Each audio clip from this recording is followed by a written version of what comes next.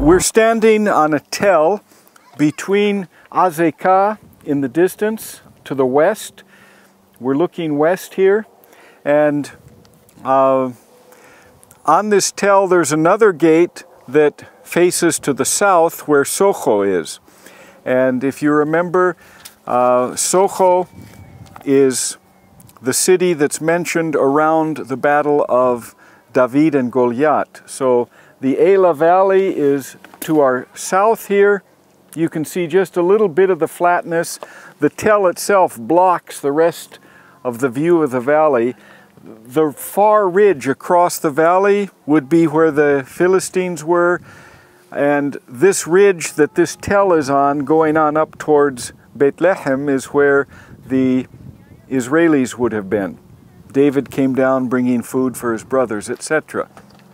When the battle took place down in the valley, David used a sling, picked a rock up out of the brook that was between the two armies, hit Goliath. The Philistines fled, it says, and it says they fell by the way of Sha'arim. This Sha'arim is the name of a city. By the road of Sha'arim. And the Elah Valley comes down towards the west. It goes around the end of this little hill in front of us. Between this tell and Azekah, the Elah Valley turns, and then it turns again. You can see it in the distance, and goes on to the west.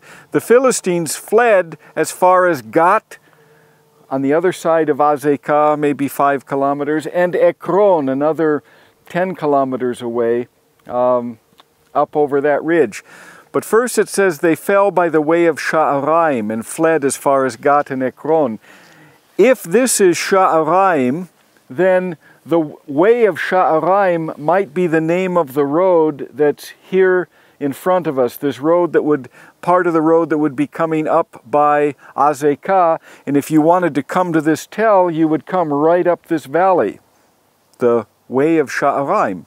So that's one reason why this place is thought maybe to be Sha'arim. The other is Sha'arim means 2 gates, and this tell has 2 gates, which is a nice coincidence. As we said, one gate facing to the south, which is across the valley from Socho, and one gate here facing to the west.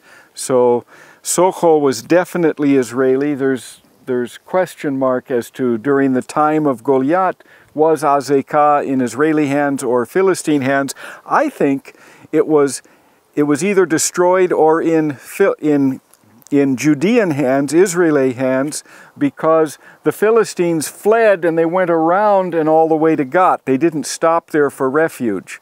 So there was apparently nothing Philistine for them to take refuge in at Azekah. Anyway, that is the mystery of this tell. Probably Sha'arim.